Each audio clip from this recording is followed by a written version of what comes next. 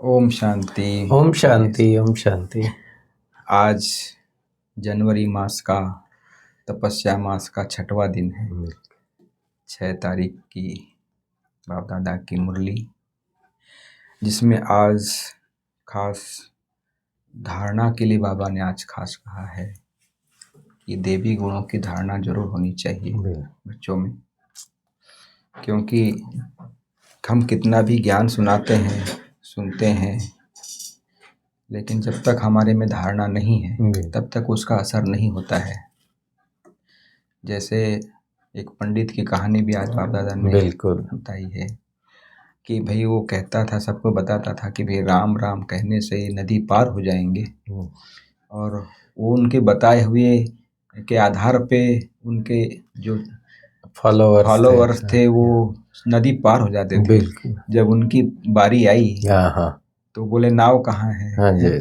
तो इस प्रकार से ऐसा ना हो सच में कि हम दूसरों को सुनाते रहें बिल्कुल कि परमपिता परमात्मा शिव आए हैं इस धरा पर और हमको सतो प्रधान बना रहे हैं, देवी देवता बना रहे हैं।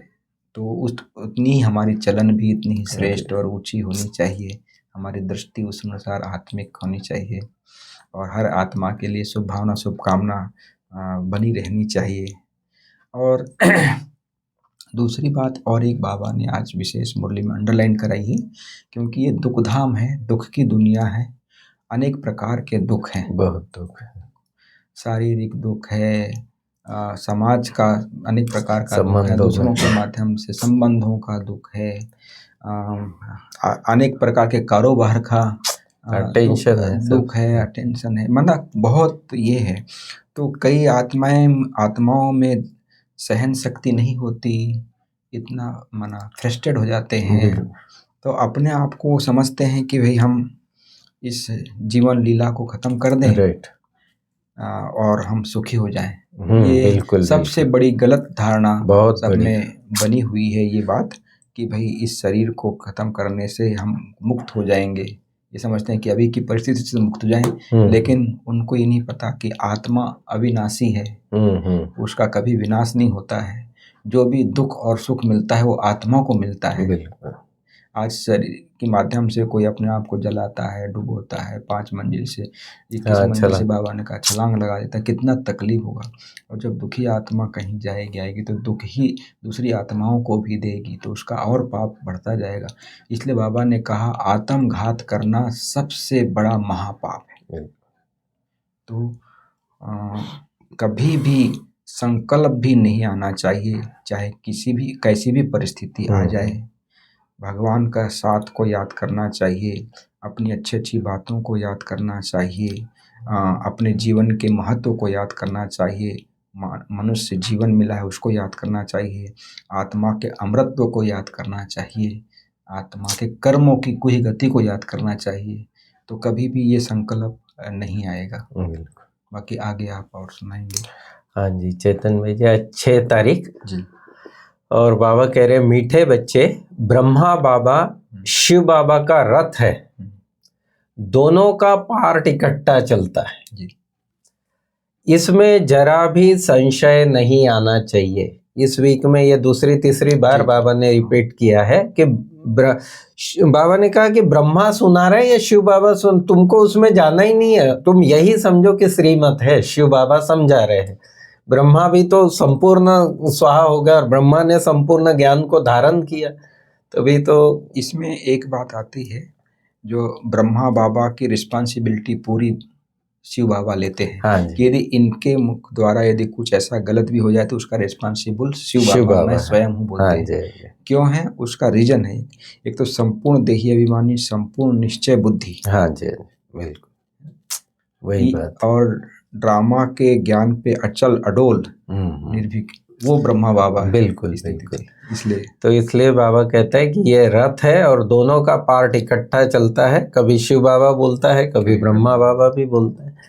फिर जो आपने बात बताई कि ये बड़ी, और वर्तमान तो ये समस्या बहुत बढ़ती जा रही है, और मतलब बाबा को ये चीज़ तो सबसे खराब चीज़ लगती है ये।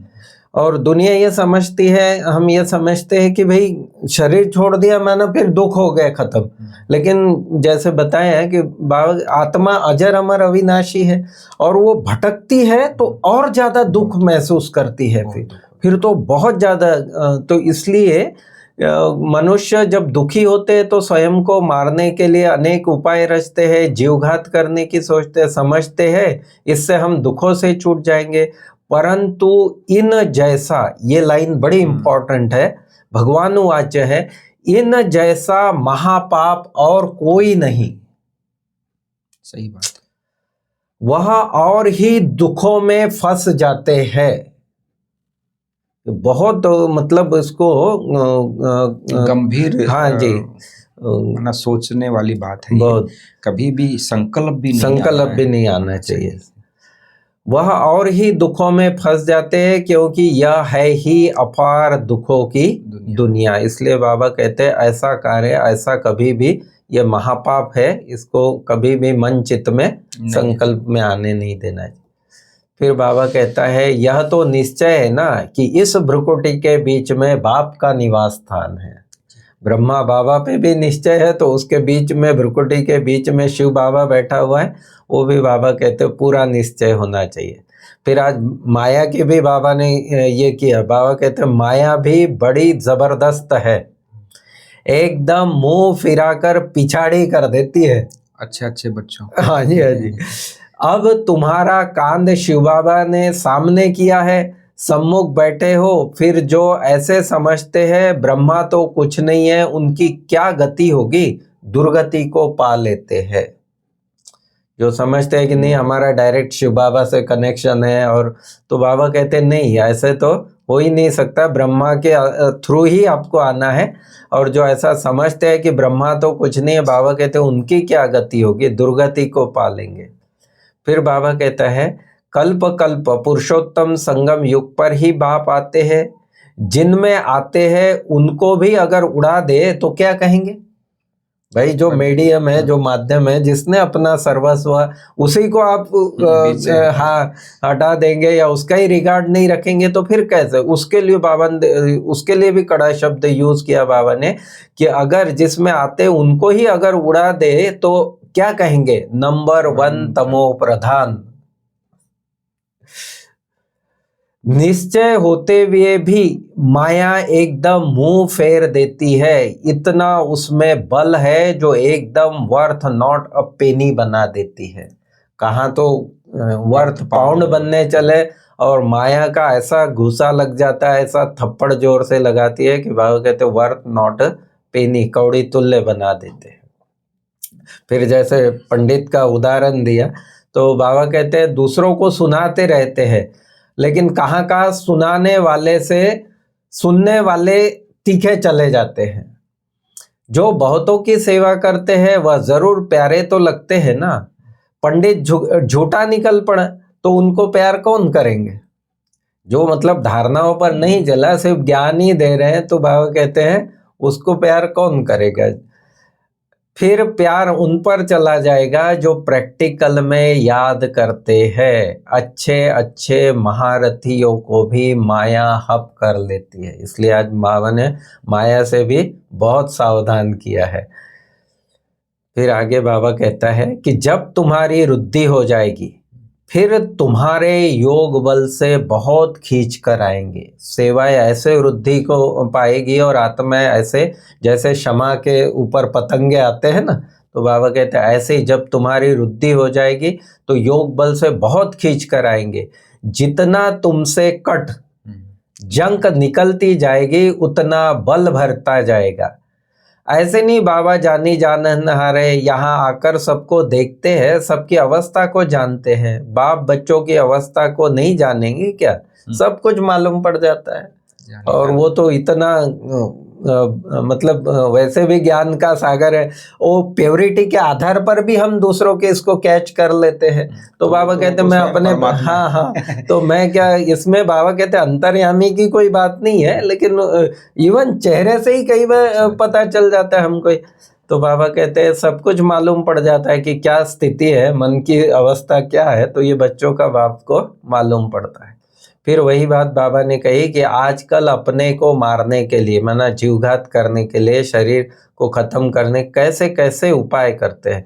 समझते हैं शरीर छोड़ने से दुखों से छूट जाएंगे, परंतु यह भी महापाप है और भी दुख भोगने पड़ते हैं, क्योंकि यह है ही अपार दुखों की दुनिया, वहाँ है अपार सुख। सतयुग में है अपार सुख स्वर्ग में। तो बाप कहते हैं मैं आया हूँ तुम बच्चों को दुखों से छुड़ाकर सुख की दुनिया में ले जाने, पावन दुनिया में ले जाने। हाहाकार के बाद फिर जय जयकार होगी, ये निश्चित ड्रामा बना हुआ है। शांति दुनिया चाहती है ना, शांति शांति, तो ये अशांति खत्म होगी तभी तो शांति आएगी। तो फिर बाबा कहता है भारत तो अविनाशी पवित्र खंड है, उसमें भी आबू सबसे पवित्र तीर्थ स्थान है, जहां बाप आकर तुम बच्चों के द्वारा सर्व की सद्गति करते हैं। इसलिए आबू की बहुत महानता है। और शास्त्रों में भी है कि यहाँ देवताएं निवास करते थे। तो बाबा कहते ये भारत भूमि भी पवित्र खंड है, जिसका कभी भी ये पूरे इतने डिस्ट्रक्शन में भारत का कुछ नहीं होता है।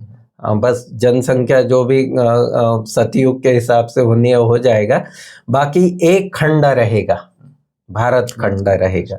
इसलिए वो जो गीता में आता है ना कि यदा यदा ही धर्मस्य ग्लानिर्भवति भारत, और उसमें भी अविनाशी खंड है भारत, इसलिए परमात्मा का अवतरण भी यहाँ होता है। प्राचीन भारत बोलते हैं, प्राचीन योग बोलते हैं। बिल्कुल बिल्कुल, अविनाशी खंड बोला हाँ, भारत का ही भारत एक माँ के रूप में, मतलब यही इस देश का गायन। हाँ जी, यह भी तुम बच्चों को समझाया जाता है। रावण राज्य और राम राज्य किसको कहा जाता है?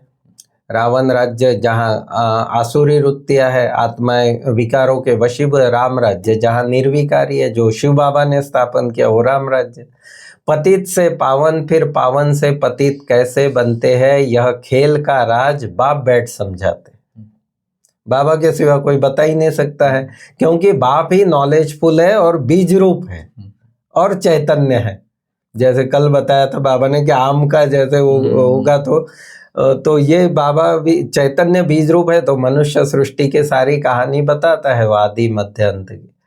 माया बड़ी दुष्तर है, आधा कल्प माया राज्य करती है, तो जरूर इतनी पहलवान होगी ना। नहीं, प्यार हो जाता है ना। हाँ इसलिए बाबा कहते हैं उसको कभी भी कमजोर नहीं समझना। फिर सार है कि कभी भी छुई में नहीं बनना है, माने छोटी। और आजकल जैसे ये जीवघात का तो कई तो किससे ऐसे कि थोड़ी सी बात में कितना है, माता पिता ने डांट दिया, टीचर ने थोड़ा कुछ बोल दिया, नहीं चलो ये तो जीवघात की बात स्वयं को, लेकिन दूसरों को मारने में भी देरी नहीं कर। वो भी बात है, वो भी बात है आजकल इतना। हाँ, इसको कहा जाता है घोर कलयुग। हाँ जी। तो मतलब टॉलरेंस पावर ही जैसे खत्म हो गई है।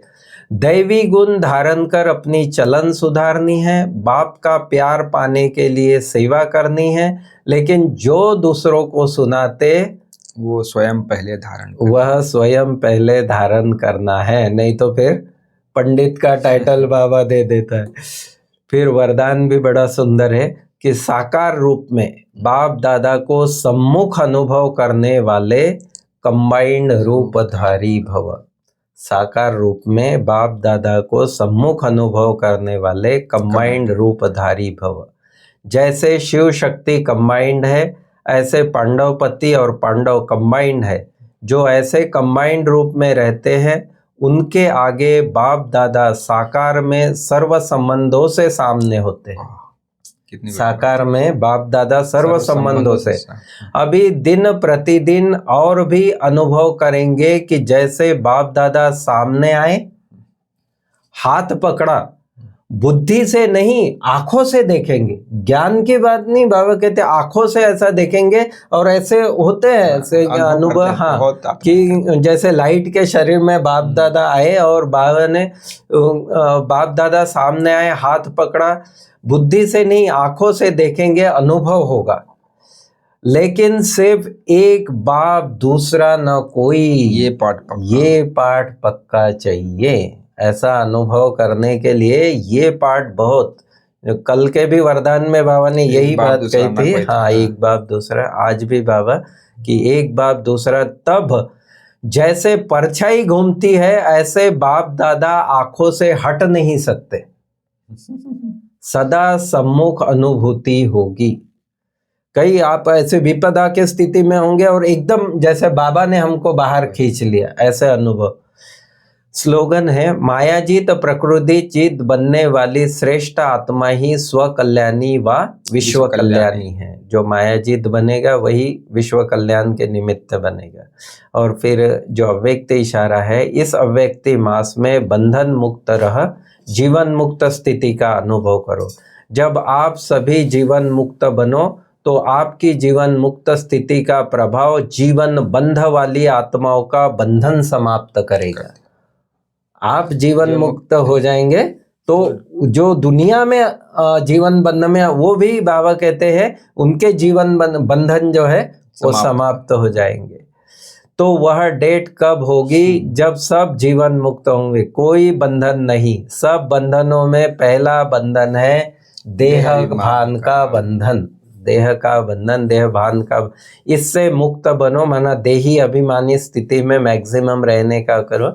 देह नहीं तो दूसरे बंधन स्वतः ही खत्म हो जाएंगे, माना आत्मा अभिमानी स्थिति इसका मूल मंत्र है। ओम शांति। ओम शांति।